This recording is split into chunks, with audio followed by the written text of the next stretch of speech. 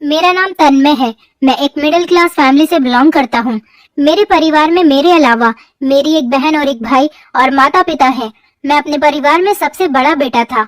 मेरे पिता बहुत मेहनती इंसान थे। मेरे पिता हमेशा बीमार रहने लगे थे, इसलिए अब उनसे ज्यादा काम नहीं होता था। लेकिन वो एक बड़ी फैक्ट्री में मैनेजर की नौकरी किया करते थे। काम ज्यादा होने की वजह से उनकी सैलरी भी बढ़ा दी गई थी। वो काफी सालों से उस फैक्ट्री में काम किया करते थे। मैं सबसे बड़ा बेटा था, इसीलिए मेरे घर में मुझे सबसे ज्यादा प्यार किया जाता था। मुझे अपने पिता का हाथ बटाना था, इसलिए मुझे नौकरी की जरूरत थी। मैंने एमए पास किया हुआ था, इसलिए आसानी से मुझे सरकारी स्कूल में टीचर की नौकरी मिल गई। मैं ये नौकरी करना तो नहीं चाहता था, लेकिन आखिर मैं कब तक अपने पिता की कमाई से अपना खर्च पूरा करता। अब मैं जवान हो गया था, इसलिए मुझे नौकरी की तलाश थी। मुझे सरकारी स्कूल में नौकरी मिल गई थी। वहाँ पर मेरी सैलरी भी बहुत अच्छी थी। पिताजी का काम भी अच्छा चल रहा था और मुझे भी सैलरी अच्छी मिलने लगी थी। इसी वजह से हमारे घर में किसी चीज की कोई कमी नहीं थी और हमारी जिंदगी अच्छे तरीके से और खुशहाल तरीके से गुजर रही थी। मेरे पिता मेरी नौकरी करने से बहुत खुश हुए थे। आखिर उनके कंधों से थोड़ा बोझ कम हो गया था। मुझे अपने छोटे भाई बहनों को भी पढ़ाना था। मेरी ख्वाहिश थी कि मैं अपनी बहन की शादी खूब धूमधाम से करूंगा, क्योंकि वो हमारी इकलौती बहन थी। मैं अपने माता पिता से बहुत प्यार किया करता था और हमेशा से ही मैं उनका कहना मानता था। पहले तो मैं स्कूल में पीरियड वाइज पढ़ाता था, लेकिन अब मुझे 7th क्लास दे दिया गया था कि मुझे इसी क्लास को पढ़ाना है। अब मैं 7th क्लास के बच्चों को पढ़ाया करता था। स्कूल में न्यू एडमिशन हो रहे थे, बच्चों के लिए नया नया क्लास था और न्यू एडमिशन वाले बच्चों के लिए तो हर चीज ही नई थी। मुझे स्कूल में नौकरी करते हुए 1 साल हो गया था। मुझे 7th क्लास की जिम्मेदारी दे दी गई थी। 7th क्लास में 35 बच्चे पढ़ा करते थे। हमारे स्कूल में लड़के लड़कियां दोनों ही पढ़ा करते थे। हमारा स्कूल इंटर तक था। मैं बच्चों को बहुत ही प्यार से पढ़ाया करता था। कभी भी मैंने बच्चों पर गुस्सा नहीं किया था। मैं हमेशा बच्चों को समझाकर पढ़ाया करता था, इसीलिए बच्चे मुझे अपना फेवरेट टीचर समझने लगे थे। एक दिन मैं क्लास में बच्चों की कॉपियां चेक कर रहा था तो मेरे पास एक लड़की आई। उसकी उम्र 14 साल थी और वो 7th क्लास की स्टूडेंट थी। वो मेरे पास आकर खड़ी हो गई और कहने लगी, सर, मेरी शादी आपसे ही होगी। मैं ध्यान से सामने रखी कॉपियां चेक कर रहा था और कॉपियां चेक करने में ज्यादा ही बिजी था, इसलिए अचानक उसकी बात सुनकर मैं चौंक गया था। मैंने उसकी तरफ देखा। क्या? मुझे लगा शायद मुझे सुनने में कुछ गलती हुई है। तभी मैंने उससे दोबारा पूछा तो वो कहने लगी, सर, मेरी शादी आपसे ही होगी और आप ही मेरा दूल्हा बनोगे। उसने एक बार फिर से कहा तो मैं कुछ देर तक उसे देखता रह गया, जो बहुत रोबदार अंदाज में अपनी बात कह रही थी, जैसे उसकी बात सच हो जाएगी। और हैरत तो मुझे उसके इस मजबूत अंदाज पर थी, जो बहुत ही सच्चाई के साथ ये बात कह रही थी। मैंने उससे कहा, तुम ये सब क्या कह रही हो? उसका नाम नायरा था। वो बहुत मासूम शक्ल की लड़की थी।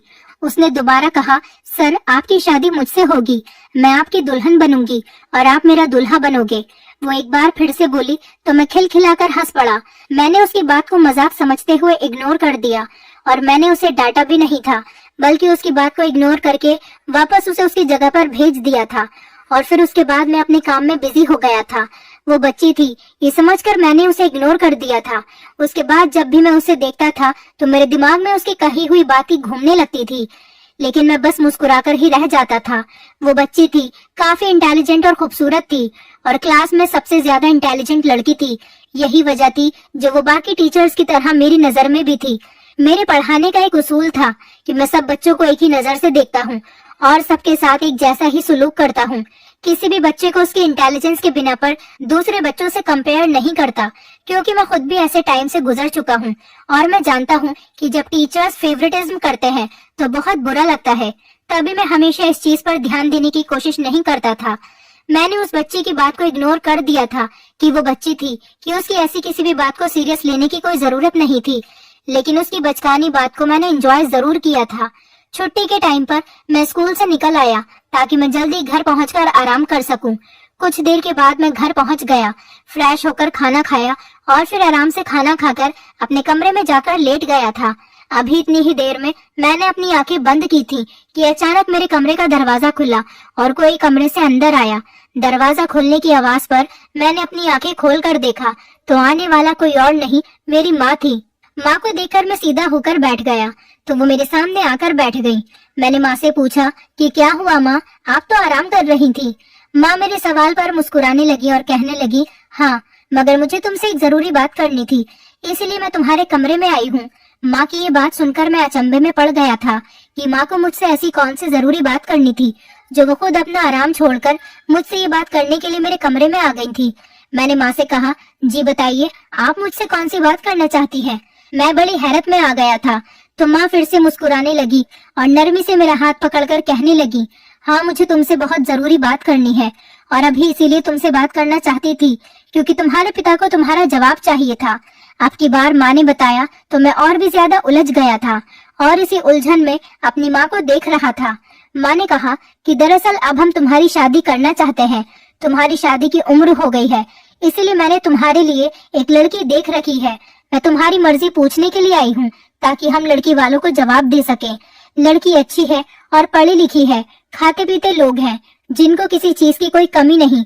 तुम्हारे पिता को वहाँ पर सब कुछ पसंद आ गया है और मुझे भी लड़की बहुत पसंद आई है, इसीलिए मैं तुम्हारी मर्जी जानना चाहती हूँ ताकि उन लोगों को हम अपने घर पर तुम्हें दिखाने के लिए बुला सकें।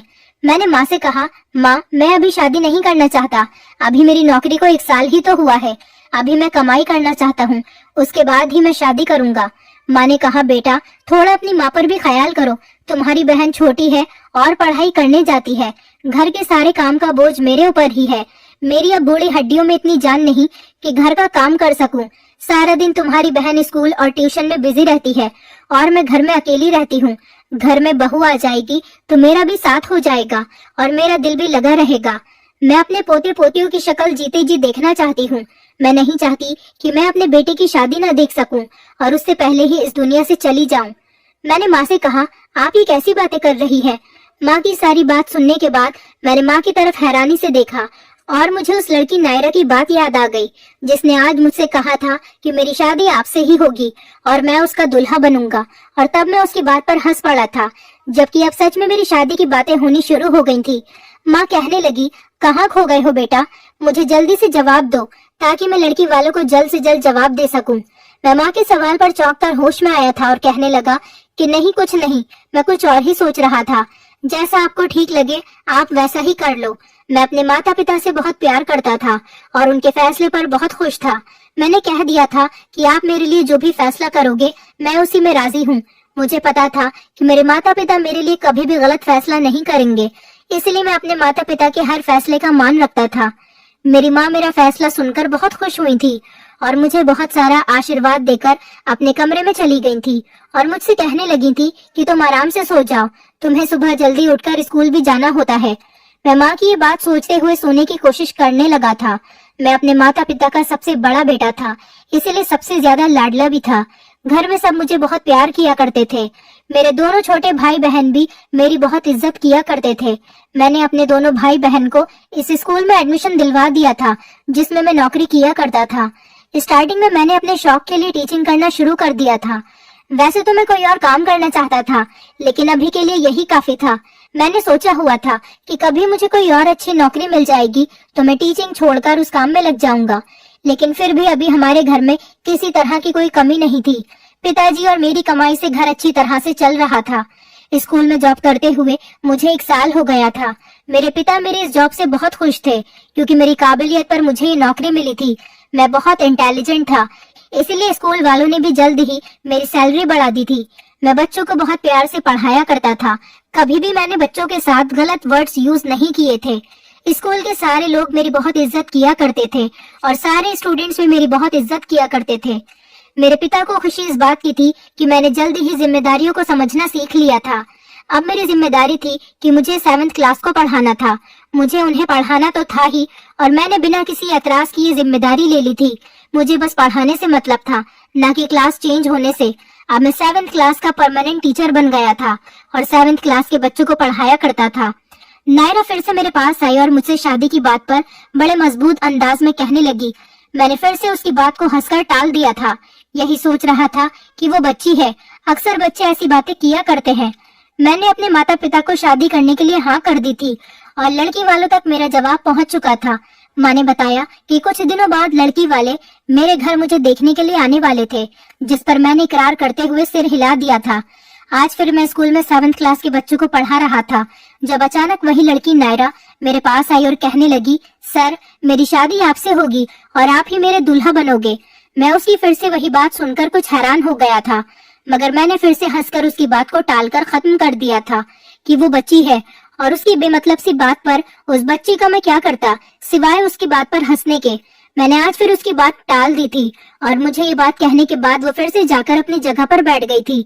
मेरे दिमाग से भी ये बातें बाकी बच्चों में बिजी होकर खत्म हो गई थी, मगर आने वाले कुछ दिनों में अच्छे से अंदाजा हो गया था कि वो लड़की अपनी बात पर कितनी पक्की थी, क्योंकि वो हर रोज मेरे पास आकर एक ही बात कहा करती थी कि मेरी शादी आपसे होगी और आप ही मेरा दुल्हा बनोगे। शुरू शुरू में मैं उसकी बात को हंसकर मजाक में टाल दिया करता था, मगर आखिर कब तक मैं ऐसा करता, क्योंकि अब तो हद हो चुकी थी और मेरी बर्दाश्त से बाहर होती चली जा रही थी। लगता था कि किसी भी दिन मैं उस पर गुस्सा उतार दूंगा। मुझे समझ में नहीं आ रहा था कि वो मुझे रोज रोज एक ही बात क्यों कहा करती थी, और वो भी बेवजह। मैंने एक दिन उसे डांट डपट कर उसको समझा दिया था कि वो आइंदा इस तरह की बातें ना करे, लेकिन उसकी फिर भी समझ में नहीं आया था।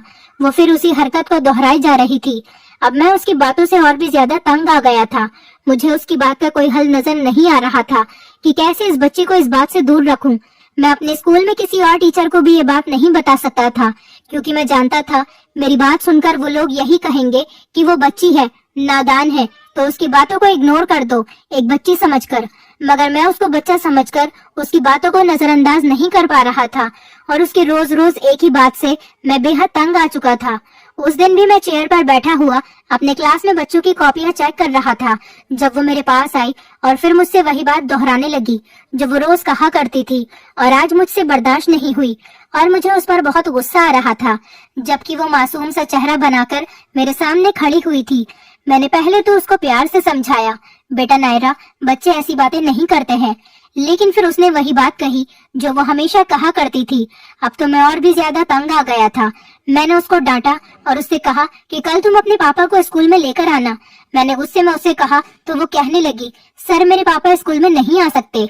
मैं उसके पापा को स्कूल में बुलाना चाहता था ताकि उसकी हर हरकत के बारे में बता सकूं और वो अपनी बेटी को समझाए कि बच्चे इस तरह की बातें करते हुए अच्छे नहीं लगते।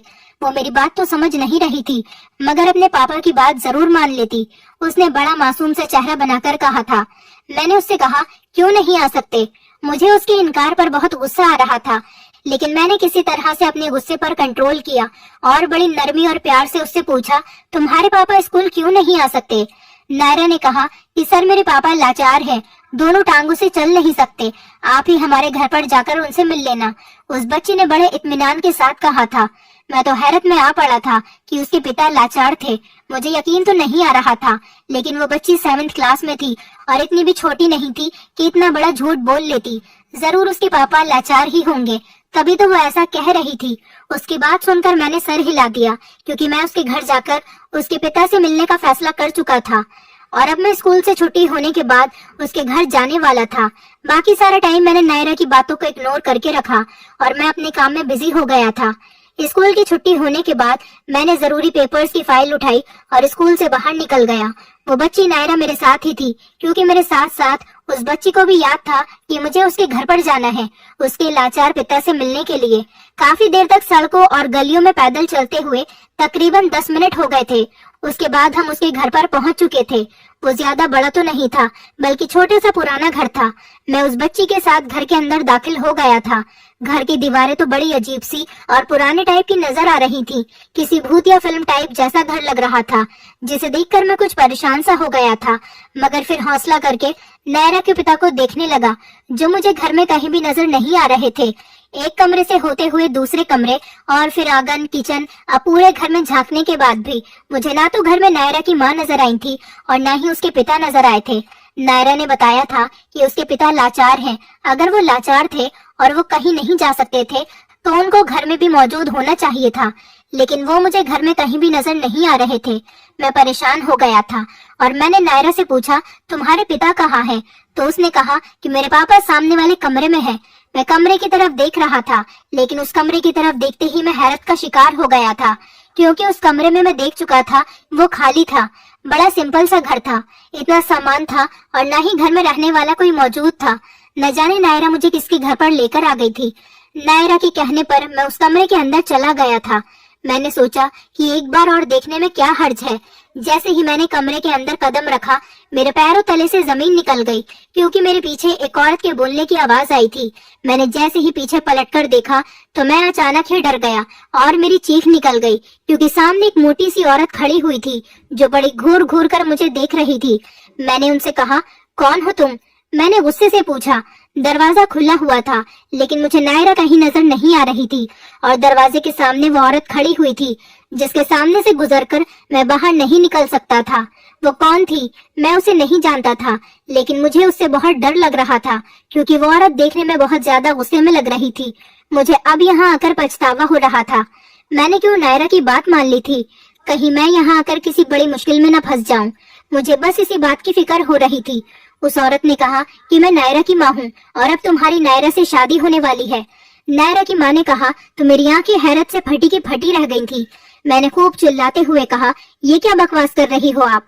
और उस औरत ने बड़ी गुस्से भरी नजरों से बोलते हुए मुझसे कहा कि नीची आवाज रखकर बात करो और चलो, अभी तुम्हारी शादी का इंतजाम किया जाएगा। मैंने कहा, आप औरत हो और मैं आपकी इज्जत कर रहा हूँ, ऐसे कैसे जबरदस्ती आप अपनी 14 साल की बेटी की शादी मेरे साथ कर सकती है?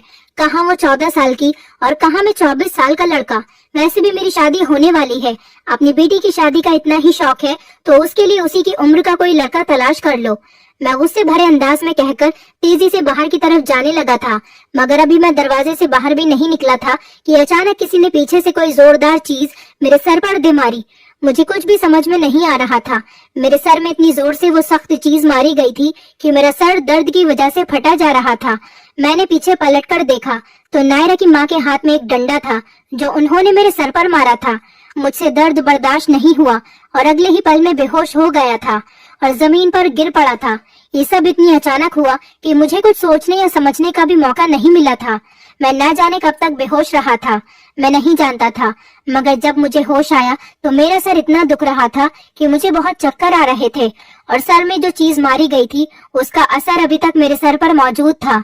मेरी आंखें भी भारी भारी हो रही थी। मैं अपने सर को दबाते हुए तकलीफ कम करने की कोशिश कर रहा था। मुझे थोड़ा सुकून हुआ तो मेरी आंखों के सामने अपने बेहोश होने से पहले का नजारा घूमने लगा। मैं याद करने की कोशिश कर रहा था जहां पर मैं था उस कमरे में बहुत अंधेरा था। मेरी कमर में भी पूरी तरह से दर्द हो रहा था। मैंने चारों तरफ देखा तो ऐसा लग रहा था जैसे ये कोई वीरान सा कमरा है जहां कबाड़ भरा हुआ है और वहां से बुरी सी बदबू आ रही है। ये वो घर नहीं था जहां पर मुझे नायरा लेकर आई थी, बल्कि ये तो कोई और ही जगह थी। मुझे अब पछतावा हो रहा था कि मैंने क्यों नायरा की बात मान ली थी। मेरे घर पर मेरी माँ मेरा इंतजार कर रही होगी और परेशान होगी। न जाने मैं कब से इस कमरे में बंद था। मुझे अपनी फैमिली की याद आ रही थी और उनकी टेंशन हो रही थी। मैं बस यही सोच सोच कर परेशान हुआ जा रहा था कि मैं यहाँ पर क्यों आया था। यहाँ से निकलने का मुझे कोई रास्ता भी नजर नहीं आ रहा था। अगर मुझे पता होता कि इस घर में आने के बाद मेरे साथ कुछ ऐसा हो सकता है तो मैं कभी भी यहाँ पर नहीं आता। लेकिन सारी बात ही तो ये थी कि मुझे कुछ भी पता नहीं था। मैंने अपना फोन देखना चाहा तो मेरा मोबाइल ही मेरे पास नहीं था। मतलब वो औरत मेरा मोबाइल लेकर जा चुकी थी। न जाने वो औरत कौन थी और मेरे साथ ऐसा क्यों कर रही थी। मेरी कुछ भी समझ में नहीं आ रहा था। मैं तेजी से दरवाजे की तरफ बढ़ा और जोर जोर से दरवाजा बजाकर उसे खोलने के लिए कहने लगा, लेकिन कोई जवाब नहीं आ रहा था। हार मानकर मैं खुद बैठ गया था और फिर किसी के आने का इंतजार करने लगा। न जाने मेरे घर वाले कितने परेशान होंगे। वो मुझे गायब पाकर मुझे ढूंढने की कोशिश जरूर कर रहे होंगे। ये औरत कौन थी और ये मेरे साथ क्या करना चाहती थी? कहीं औरत मुझे मारना तो नहीं चाहती थी, मगर वो तो मुझसे अपनी बेटी की शादी करने के लिए कह रही थी। मैं इस बात के लिए कभी भी राजी नहीं होता, क्योंकि मैं ऐसा वैसा इंसान नहीं था। मेरे स्कूल में भी काफी सारी लड़कियां पढ़ती थी। हमारा स्कूल इंटर तक था और जवान लड़कियां भी मेरे स्कूल में पढ़ा करती थी। कभी मैंने नजर उठाकर भी अपने स्कूल के स्टूडेंट को नहीं देखा था। मैं सिर्फ उनको पढ़ाता था। मेरा मतलब उनसे सिर्फ पढ़ाई तक का ही था और मैं अपने स्कूल के स्टूडेंट की बहुत इज्जत किया करता था। हमेशा उनसे तमीज से बात किया करता था। तो मैं कैसे नायरा से शादी कर सकता था? वो 14 साल की थी। बाहर दिन था या रात, मुझे किसी बात की कोई खबर नहीं मिल रही थी। न जाने कितना टाइम मुझे उस कमरे में गुजर गया था। मैं कभी लेटता तो कभी उठकर बैठ जाता था, क्योंकि मुझे बहुत ज्यादा भूख लग रही थी। लेकिन वो औरत जिसको नायरा अपनी माँ बता रही थी, मुझे यहाँ लाकर और कैद करके छोड़कर जा चुकी थी और पलटकर मेरी खबर तक नहीं लेने की कोशिश कर रही थी। यही सब सोच सोच कर तो मैं और भी ज्यादा परेशान हो गया था और सो गया था। और जब दोबारा मेरी आंख खुली तो दरवाजा खुलने की आवाज से खुली। मैंने आंखें खोल कर देखा तो सामने वही औरत कमरे के अंदर आई थी। उसके हाथ में बैग था जो उसने मुझे थमाकर कहा कि ये लो, खाना खा लो। मुझे भूख तो बहुत लगी हुई थी, तभी खामोशी से मैंने उस बैग को पकड़ लिया। मैंने उस औरत से पूछा, तुम ये सब कुछ क्यों कर रही हो? तो वो कहने लगी, अब बहस करने की मुझ में हिम्मत नहीं, क्योंकि तुम्हारी माँ ने मुझसे वादा किया था कि वो तुम्हारी शादी मेरी बेटी से करवाएगी, लेकिन वो अपने वादे को भूल गई और जब मैंने तुम्हारी माँ को याद दिलाया तो वो अपनी बात से मुकर गई। उसे इतनी आसानी से तो नहीं जाने दूंगी। मैंने तभी तुम्हें धोखे से घर बुलाया था ताकि तुम्हारी और अपनी बेटी की शादी करवा सकूं। अब ये पेपर पकड़ो और इन पर साइन कर दो। वो औरत बड़े गुस्से में बात कर रही थी। उसने पेपर और पेन मेरी तरफ बढ़ाया। वो मेरी कोर्ट मैरिज कराना चाहती थी। मैंने उसके कहने पर वो पेपर अपने हाथ में ले लिए और जब पढ़कर देखा तो मैं भड़क उठा।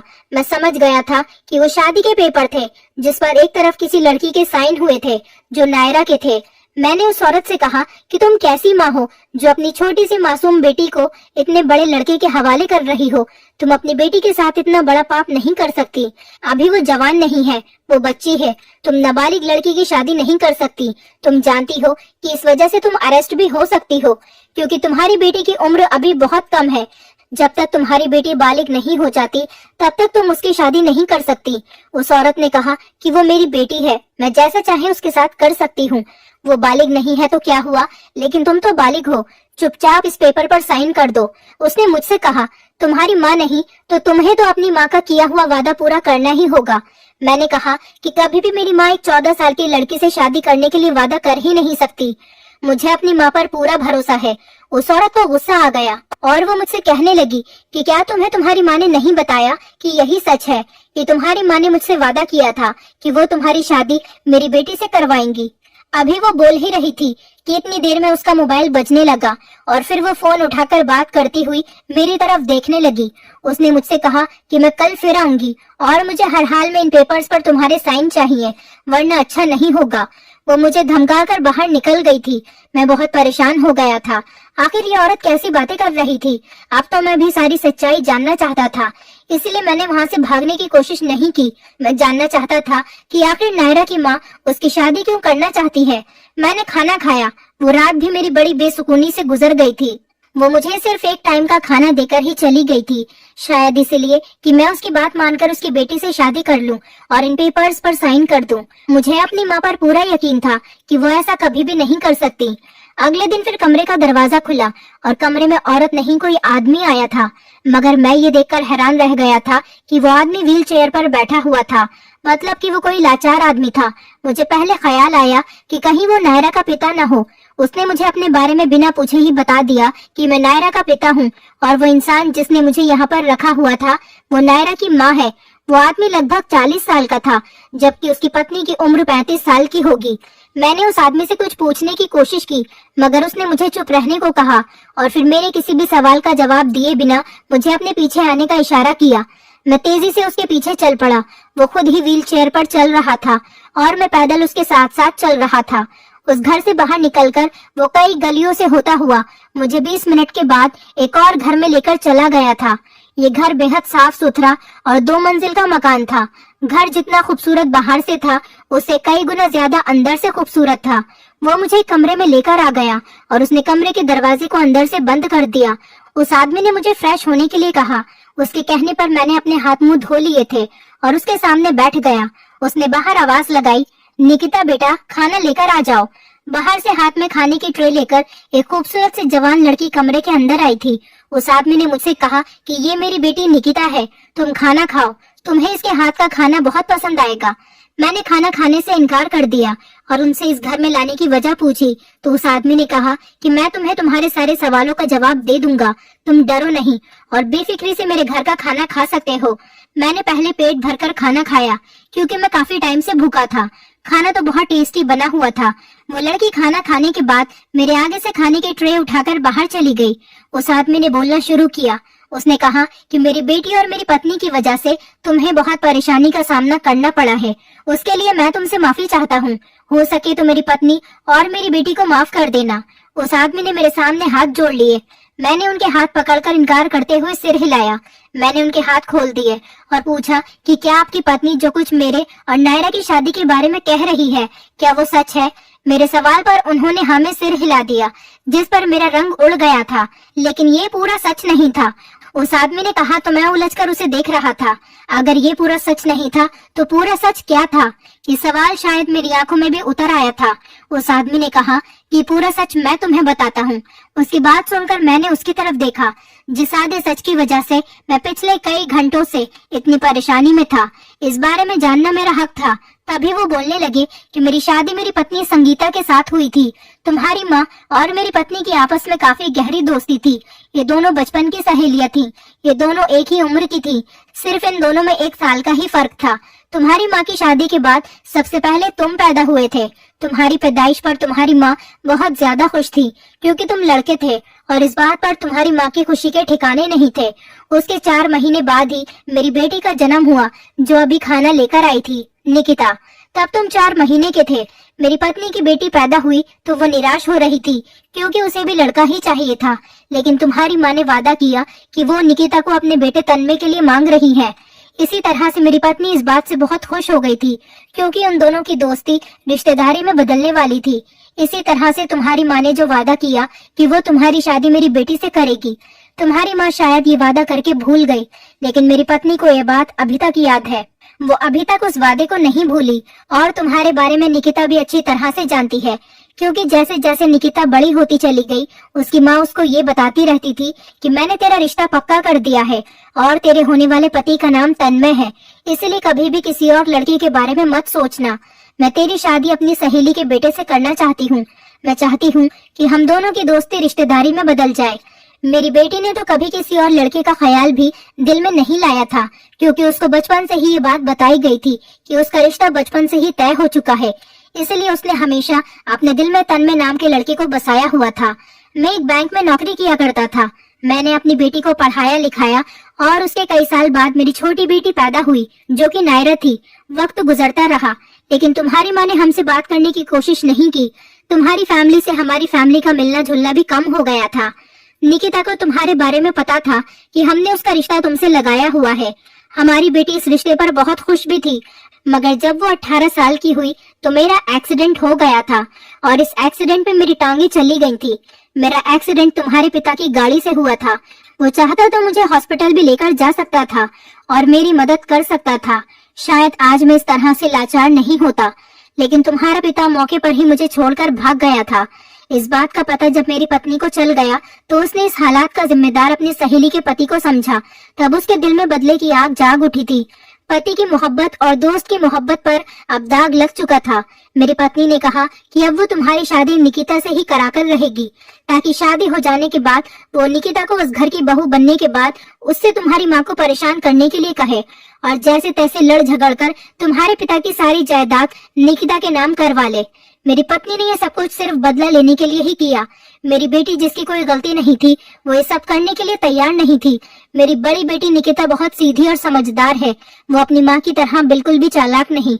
मैं अपनी पत्नी को समझाने की बहुत कोशिश कर रहा था, लेकिन उसने मेरी एक नहीं सुनी। मेरी बेटी ने अपनी माँ से साफ कह दिया था कि वो शादी हो जाने के बाद अपनी ससुराल में जाकर ऐसी कोई हरकत नहीं करेगी जिसकी वजह से तन्मय और उसके परिवार को कोई परेशानी हो, क्योंकि मेरी बेटी तुमसे बचपन से ही मोहब्बत करती है और तुमसे शादी करना चाहती है। मेरी बेटी कभी भी बदले के लिए तुम्हें इस्तेमाल नहीं करेगी। बदला सिर्फ उसकी माँ लेना चाहती है, मेरी बेटी नहीं। इस बदले की आग में कोई और तो नहीं बल्कि मेरी बेटी जल रही है, क्योंकि वो तुमसे शादी करना चाहती है और तुमसे बहुत प्यार करती है। लेकिन जब इस काम के लिए निकिता ने इनकार कर दिया तो निकिता की माँ ने नायरा को अपना दूसरा हथियार बना लिया। उसने सोचा कि एक बेटी तो नहीं, दूसरी बेटी की शादी करके मैं इन लोगों की जिंदगी बर्बाद कर सकती हूँ। उसने मेरी छोटी बेटी का एडमिशन जानबूझकर तुम्हारे स्कूल में करवा दिया और वो उसे रोज सिखाती थी कि तुम्हें टीचर के पास जाकर ऐसा कहना है। मेरी बेटी नायरा सिर्फ अपनी माँ के कहने पर ही तुमसे ऐसा कहा करती थी। उसकी बनी बनाई प्लानिंग थी तुम उसकी बातों में आ जाओ और फंस जाओ, और वो यही चाहती थी कि वो तुम्हें किसी तरह से यहाँ बुला ले और बाद में यहाँ आने के बाद जबरदस्ती तुम्हारी शादी नायरा से करवा दे, क्योंकि निकिता इस हाल में तुमसे शादी करने के लिए तैयार नहीं थी। वो अपने ससुराल वालों से बदला नहीं लेना चाहती थी। इसीलिए मेरी पत्नी ने अपनी छोटी बेटी को मोहरा बना लिया और वो अपनी छोटी बेटी की शादी तुमसे कराने के लिए तैयार हो गई। मेरी पत्नी पागल हो गई है और पागलों वाली हरकतें कर रही है। मैं उसे समझा समझा कर परेशान हो गया हूँ। अब मैंने तुम्हारे सामने सच्चाई खोल दी और ये हमारा असली घर है। जिस घर में तुम्हें बंद किया गया था वो हमारा पुराना मकान है जो हमेशा बंद रहता है। मेरी पत्नी के सर पर बदले का भूत सवार है जो हर हाल में वो तुम्हारे माता पिता से लेना चाहती है। उस आदमी की सारी बात सुनकर मैं दंग रह गया था। ये कहानी बदले की कहानी थी जिसकी वजह से मैं कैद करके रखा गया था। उस आदमी ने मुझसे कहा तुम अब आजाद हो। उस आदमी के कहने पर मैं वापस तेजी से अपने घर की तरफ बढ़ गया था। मेरे घर वाले मेरे गुमशुदा होने पर बेहाल हो चुके थे और मुझे सही सलामत देखकर मुझे गले से लगा लिया था। उनके पूछने पर मैंने उनको सारी बात बताई तो वो सब भी मेरी तरह चौंक कर रह गए थे कि उन्हें उस औरत से ऐसी उम्मीद नहीं थी जो कि मेरी माँ की बचपन की सहेली थी। पिताजी ने भी शर्मिंदगी से अपनी नजरें झुका ली थी। पिताजी डर गए थे और इसी वजह से वो उस आदमी को हॉस्पिटल लेकर नहीं गए थे। पिताजी ने कहा था कि वो निकिता के पिता से माफी मांगने के लिए तैयार हैं और जाकर उनके आगे हाथ जोड़कर उनसे माफी मांगना चाहते हैं। मेरी पूरी फैमिली नायरा के घर चली गई थी। हम जब नायरा के घर पहुंचे तो नायरा की माँ अपने पति पर बरस रही थी कि उन्होंने मुझे आजाद क्यों कर दिया। मेरे पिताजी को देखकर उन्हें बहुत गुस्सा आया, मगर पिताजी ने नायरा के पिता से माफी मांगी। नायरा के पिता ने जब अपनी पत्नी को समझाया तो वो समझ गई थी, लेकिन उनकी शर्त ये थी कि मैं निकिता से शादी कर लूं। मैं उनकी शर्त पर राजी हो गया था। कुछ दिनों बाद मेरी शादी निकिता से हो गई और मेरी माँ और नायरा की माँ के बीच पहले वाली दोस्ती दोबारा से हो गई। हम दोनों फैमिली के बीच सब कुछ ठीक हो गया था। निकिता बहुत अच्छी लड़की थी। वो मुझे देखते के साथ ही पसंद आ गई थी। मैंने निकिता की जिम्मेदारी उठा ली थी। अब मैं अपनी पत्नी निकिता के साथ बहुत खुश हूँ। मेरी माँ हमेशा निकिता को अपनी बहू नहीं बल्कि बेटी मानती है। मुझे अपने माता पिता के फैसले पर कोई एतराज नहीं था और इसी तरह से सब कुछ ठीक हो गया। अब हम लोग सब मिलकर बहुत खुश हैं और सुकून से अपनी जिंदगी गुजार रहे हैं जिसमें ना तो कोई गम है और अब हम सब लोग बहुत खुश हैं। नायरा को अब हम सब लोग पुरानी बातें बता बताकर चिढ़ाते हैं। वो बेचारी बहुत शर्माती है क्योंकि उसने ऐसा सिर्फ अपनी माँ के कहने पर ही किया था। मैं अभी भी स्कूल में ही जॉब कर रहा हूँ। मेरी शादी के बाद मेरी माँ और निकिता की माँ के बीच उनकी बचपन की दोस्ती और भी ज्यादा गहरी हो गई। अब तो नायरा भी काफी बड़ी हो गई है। अक्सर बचपन की बातें याद आती हैं तो खूब हंस हंस कर उसको तंग करते हैं। जिंदगी में कभी भी बदला लेने के लिए हमें इस हद तक नहीं गिरना चाहिए कि सामने वाले को हम इतना ज्यादा परेशान कर दें कि किया किसी और का होता है और भुगतता कोई और है। याद रखें कि कभी भी कोई ऐसा फैसला न करें जिससे आपके बच्चों की जिंदगी पर बुरा असर पड़े। नायरा की माँ ने उसे हमेशा गलत सीख दी थी अपना बदला किसी और से लेने के लिए। इस हद तक न गिर जाए कि बच्चा अपने बचपन में ही बिगड़ जाए। बच्चों को हमेशा बच्चों की तरह ही ट्रीट कीजिए, उन्हें बड़ा बनाने की कोशिश न करिए। दोस्तों, उम्मीद करती हूँ आपको हमारी कहानी पसंद आई।